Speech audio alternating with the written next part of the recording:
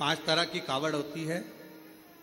पांच तरह की कावड़ में पहली कावड़ होती है एक सामान्यता में, आनंद में। अलमस्त कंधा पर कावड़ का जल लिया 2 लोटा, भगवान का भजन करते करते आराम से चल रहे हो, जल आराम से कहीं डाली पर कोई ऊंचे स्थान पर कहीं रख कर विश्राम भी। कावड़ का जल लिया 2 लोटा, भगवान का भजन करते करते आराम से चल रहे हो, जल आराम से कहीं डाली पर कोई ऊंचे स्थान पर कहीं रख कर विश्राम भी कर लिया, रास्ते में कुछ खा भी लिया, पानी भी पिया, अलमस्त होकर चलते चलते शिव नाम लेते लेते बोल बम बोल बम बोल बम चल। सामान्य कावड़। एक कावड़ होती है दंडवत कावड़। 12 से 15 कदम चले हो, 15 कदम के बाद में कावड़ का जल एक छोटी सी बोतल में होता है जो अपने कंधे पर यहां पीठ पर रखा होता है। सामने से दंडवत करी, फिर आगे बढ़ते चले जाओ। फिर 12, 15, 20 कदम चलने के बाद फिर एक दंडवत करेगा। 20 कदम चलने के बाद फिर एक दंडवत करी जाती है, प्रणाम किया जाता है। दंडवत कावड़। एक होती है डाक कावड़। डाक कावड़ का मतलब क्या होता है? 24 घंटा जैसे हमारे यहां रामचरितमानस के लिए वर्णन किया जाता है, अखंड रामायण बैठी। अखंड रामायण जानते हो ना सब लोग? अखंड रामायण का मतलब होता है दोपहर में 12 बजे चालू हुई है तो दोपहर में 12 बजे के पहले उसका विराम, 12 बजे तक उसका विराम होना चाहिए। 24 घंटे के अंदर वो विराम। डाक कावड़ का मतलब यही होता है। इस कावड़ को जहां से भरा जाता है वहां से लेकर 24 घंटे के अंदर जहां जाना है मंजिल पर, जिस मंदिर तक, जिस देवालय तक, शिवालय तक जाना है, 24 घंटे के अंदर वो पहुंचना चाहिए। चाहे तुम दौड़कर जाओ, भागकर जाओ, लेकर जाओ, पर 24 घंटे के अंदर वो पहुंचती है। और एक होती है खड़ी कावड़। खड़ी कावड़ किसको कहते हैं? खड़ी कावड़ में तुम मंदिर, तुमने जल लिया गंगा जी का तो आपने जल लिया मां सीवन का, आपने जल लिया मां सरयू जी का, मंदाकिनी का, यमुना जी का, क्षिप्रा जी का, नर्मदा जी का। खड़ी कावड़ में कहीं रुकना नहीं है, चलते जाना है। कावड़ कंधे से नीचे उतरना नहीं है। वो कावड़ फिर इस कंधे से इस कंधे पर नहीं आती, एक ही कंधे पर चलती है। चाहे तुम जिस भाव से, फिर वहां बैठा नहीं जाता, चलते जाओ चलते जाओ चलते। फिर एक कावड़ आती है भगवान की अलख कावड़। अलख कावड़ किसको कहते हैं?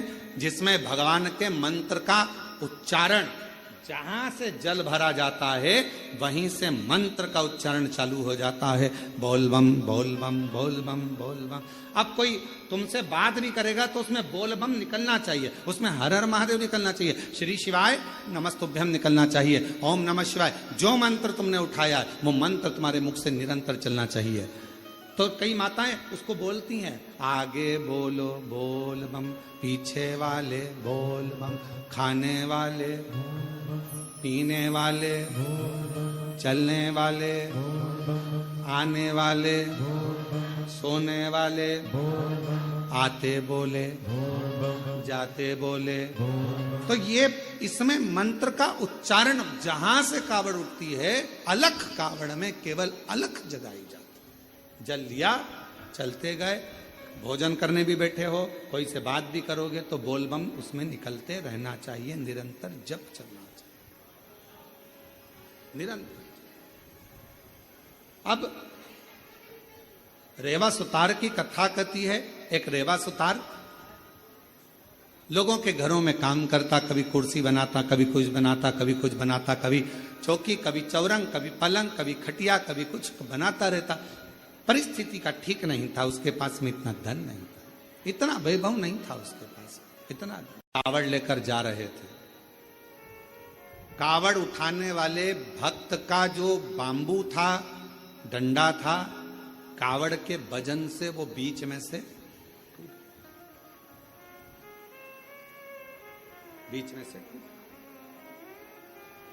कौन ढूंढे? वीराने में कौन मिलेगा? साथ वालों ने कहा कि अपन देख कर आते हैं, कोई तो मिलेगा। वहीं से सुतार आवाज लगाते हुए जा रहा था, किसी के घर में अगर लकड़ी का काम कराना हो तो मैं हूं, अगर किसी के घर में लकड़ी का काम कराना हो तो मैं हूं, मैं सुतार, मैं रेवा सुतार, अगर कोई काम हो तो जरूर बोलिए। इतने में उस कावड़ उठाने वाले के कानों में शब्द गया। उसने हाथ जोड़कर कहा सुतार जी से, भैया हमारा डंडा टूट गया है। सुतार जी बोले, मैं लेकर आता हूं लकड़ी तो मैं दूसरा डंडा बना देता हूं।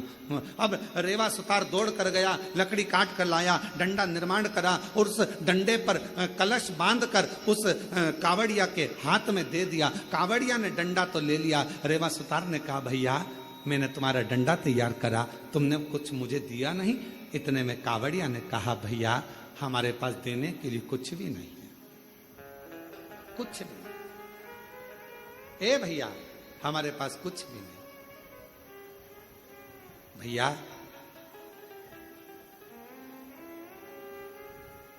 हम जल लेकर चले थे ना, वहां से हमारे पास में जो भी था सब छूट गया, हमारे पास कुछ नहीं। ए भैया, रेवा सुतार की आंख में से जल बहने लगा। अब भोजन भी नहीं, बच्चों को काम किया तो पैसा भी नहीं। रेवा सुतार ने मन में सोचा, इससे तो अच्छा है कि मैं भी इनके साथ कावड़ भरने चले। घर जाऊंगा, पत्नी कहेगी बच्चे भूखे हैं, भोजन कहां से लाऊंगा, क्या करूंगा। पर अपनी पत्नी और बच्चों के पीठ दिखाकर भागना, ये भी अच्छी बात नहीं। रेवा सुतार ने सोचा, एक काम करता हूं, अगली बार कावड़ भरने जाऊंगा, अभी तो मैं अपने घर जाता हूं। चलते चलते रेवा सुतार जब घर की ओर चले, चलते चलते जैसे ही कावड़िए की कावड़ का डंडा कलश भगवान देवाधिदेव महादेव के पास पहुंचा, जल समर्पित किया। समर्पित करते से ही देवाधिदेव महादेव ने सबसे ज्यादा सराहना उस रेवा सुतार की करी। उस रेवा गया, मेरे देवाधिदेव महादेव करुणा करने वाले। 2 लोटा 1 डंडा लेकर उसी कावड़िए का रूप रखकर रेवा सुतार के दरवाजे पर पहुंच गए। आवाज लगाई, ए रेवा सुतार, ए रेवा सुतार। रेवा सुतार ने कहा, कौन है भैया? जो आकर देखा तो जिसका तो मैंने डंडा तैयार करा था, जिसकी कावड़ मैंने तैयार करी थी, वो कावड़िया जा रहा था, डंडा टूट गया था। कावड़ का डंडा टूटने पर मैंने तैयार करा था। भैया क्या बात है? इतने में उस कावड़िए ने कहा, भैया रेवा सुतार, तुम्हारे को हमने दक्षिणा में, तुमने हमारा डंडा ठीक करा था, उसका शुल्क नहीं दे पाए थे, इसलिए हम ये 2 लोटे 1 डंडा कावड़ का तुम्हें दिए जाते हैं। अब तुम इसको रखना, यही हमारा तुम्हारा शुल्क है। जैसे ही 2 लोटा 1 डंडा कावड़ का रेवा सुतार के पास में आया, रेवा सुतार ने सोचा चलो पैसा नहीं आया तो कोई बात नहीं, अगले साल यही डंडा यही लोटा लेकर चले जाएंगे। नहीं आया तो कोई बात, रख दिया कावड़ का लोटा और डंडा। पत्नी से कहा, मैं जाता हूं, दूसरा दिन था। अलख लगाई, किसी के यहां काम हो तो बताओ, बढ़ई का काम कराना हो, सुतारी का काम कराना हो, लकड़ी का काम कराना हो तो बताओ। कोई नहीं। इतने में पत्नी ने विचार करा, बच्चों को 5 दिन से खाना नहीं मिला, कोई भोजन व्यवस्था नहीं होती है, कुछ नहीं है, तो एक काम करती हूँ, ये दोनों लोटा जल का है, इन लोटे के जल को निकाल कर इसको अच्छा साफ कर कर इन्हीं लोटों को बेच देती हूँ और थोड़ा सा इन्हीं लोटों को बेच देती हूँ और थोड़ा सा अन्न भाग ले आती। पत्नी ने जैसे ही लोटे के अंदर हाथ डालकर लोटे को राख से मांजने का प्रयास करा, राख लगते से ही लोटे के अंदर से खन्न आवाज आई। जो खन्न आवाज आई, पत्नी ने सोचा ना जाने इसमें क्या भरा है। जो पत्नी ने उल्टा करा, उसमें से एक सोने की गिन्नी सिक्का निकल कर सामने, एक सिक्का सोने। पत्नी ने सिक्का देखा, दौड़ती दौड़ती पल्लू में बांध कर रेवा सुतार के पास गई। तुम जो लोटा लेकर आए थे, ना जाने किसने क्या दे दिया था, उसमें सोने का सिक्का है, चलकर देखो। पति ने जाकर जो देखा सोने का सिक्का, ना जाने बेचारा किसका रह गया, जाकर देता हूं। सिक्का लेकर दौड़ पड़े। दूसरा दिन फिर आया, पत्नी ने फिर लोटे को मांजने का प्रयास करा, सोने का सिक्का फिर गिर जाता। फिर पत्नी उस सिक्के को लेकर जाती, पति उस सोने के सिक्के को ढूंढता उस कावड़िया को देने के लिए, पर उसको क्या मालूम कि वो कावड़िया नहीं था, मेरा महादेव स्वयं कावड़िया बनकर आया था, जो लेकर चले गया। दुनिया के लोगों को ये ना लगे कि कावड़िया जाते हैं हम सेवा करते हैं, कावड़िया जाते हैं हम पानी पिलाते हैं, कावड़िया जाते हैं हम खाना खिलाते हैं, कावड़िया जाते हैं हम उनकी सेवा संभाल करते हैं। नाना, शिव महापुराण की कथा कहती है, जो शंकर का नाम लेकर बोल बम बोलकर जो जल भरकर चलता है, वो अकेला नहीं रहता, उसकी सेवा करने के लिए मेरा महादेव खुद चलता है, खुद चलता।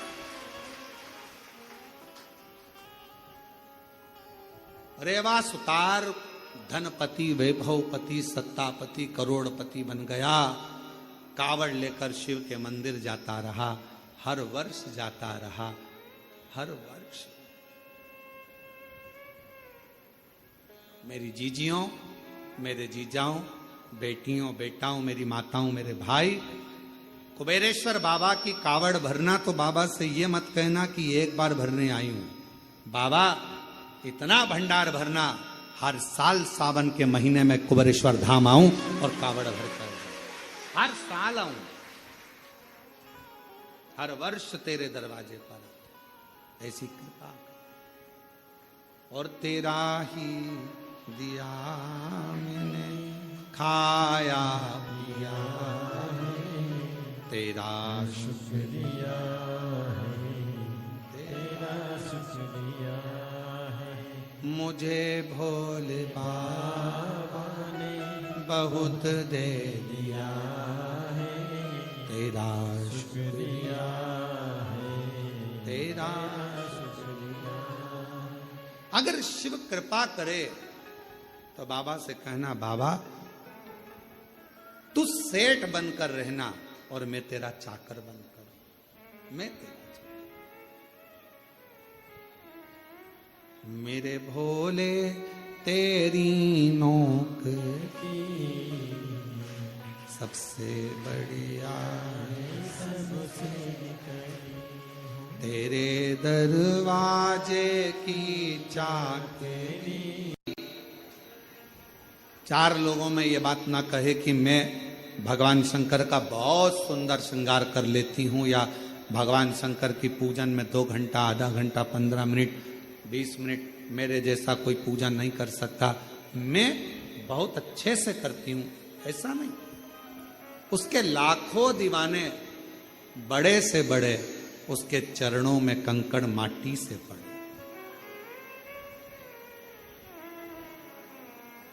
आप यदि भगवान की पूजन अच्छे कर रहे हो, भगवान का भजन अच्छा कर रहे हो, भगवान का मंत्र जाप अच्छा कर रहे हो, आप भगवान की सेवा अच्छी कर रहे हो, तो भगवान को धन्यवाद देना कि इतने लोगों में तूने मुझे पसंद किया और मुझे इस लायक बनाया कि मैं तेरा भजन कर सकूं। क्या कमी है बगीचों में फूल की? क्या कमी है बगीचे में फूल की? पर मेरा महाकाल तो धतूरा ही स्वीकार कर लेता है, अर्थात फूल से नहीं कांटों से भी श्रृंगार कर लेता है, वो शिव है। क्या कमी है बगीचों में फूल की? क्या कमी? शिव जी के लिए कौन कमी बगीचे में पुष्प की होगी? अगर कोई कहे भगवान शंकर का श्रृंगार करना है, क्या लाना है?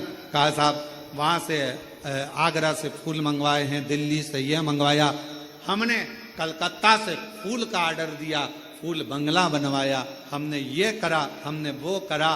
पर शंकर भगवान का श्रृंगार तो केवल एक धतूरे से ही हो जाता है, कनेर के पुष्प से ही श्रृंगार। तुम्हारे फूलों के ढेर से शिव प्रसन्न नहीं होता।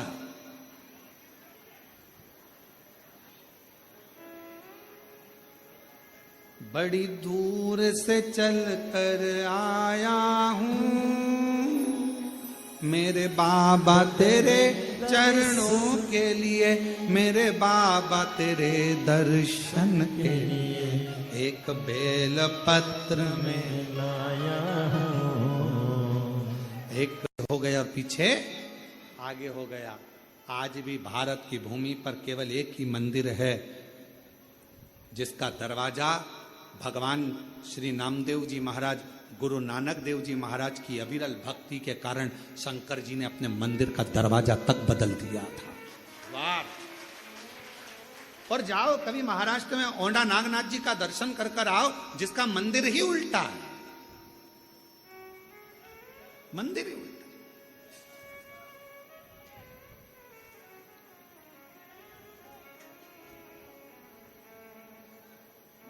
क्या दिया? कुछ नहीं। क्या प्रदान करा? कुछ नहीं। भगवान शंकर क्या लेते हैं तुमसे? कुछ नहीं। केवल विश्वास, भरोसा। अगर दड़ी है तो मैं मिलूंगा। बस तू अहंकार का त्याग करना, अपने भीतर अभिमतता लेकर मेरे पास मत आना कि मैं इतना मेरे पास सत्ता है, इतना मेरे पास वैभव है, इतना मेरे पास में दौलत है, मैं इस कुर्सी का अधिपति हूं, मैं इस पद पर हूं। कुबेरेश्वर बाबा के धाम पर तुम्हारी अभिमतता से परे होकर आना, फिर उससे मिलना। वो जो देगा आप इतना आनंद से स्वीकार करते जाओगे कि पीछे पलट कर देखने की जरूरत नहीं पड़े। अभी मत पलट कर देखने की जरूरत नहीं पड़े। अभी मत। और कावड़ का जल भी अगर आप ला रहे हो सीवन माँ का, सीहोर से, माँ सीवन का तट से अगर जल भर कर आ रहे हो, 6 अगस्त को हम भी भरेंगे। और आप और हम प्रदोष के दिन सुबह 9 बजे माँ सीवन के तट से चलेंगे। इसके पहले तो ये कथा तो आज 25 तारीख को यहाँ विराम हो जाएगी, और 30 तारीख से दोपहर में 1 बजे से 4 बजे तक 7 दिवसीय शिव महापुराण की कथा जयंती स्टेडियम भिलाई छत्तीसगढ़ में प्रारंभ हो जाएगी, जहां पर इस सावन के महीने में पहली कथा होगी जो ग्राउंड में सुनने का मौका लोगों को मिलेगा, पंडाल में बैठकर सुनने का मौका मिलेगा। शिव कथा। और 1 बजे से 4 बजे तक आस्था चैनल पर लोग श्रवण करेंगे। आप विश्वास के साथ अहंकार का त्याग कर कर कंधे पर कावड़ लेकर चलते देखो जरा, एक व्यक्ति के पांव में भी तकलीफ है, वो भी धीरे धीरे चल रहा। एक आज हमने किसी ने हमको एक वीडियो दिखाया था, उसमें सीवन नदी पर एक कोई बुजुर्ग व्यक्ति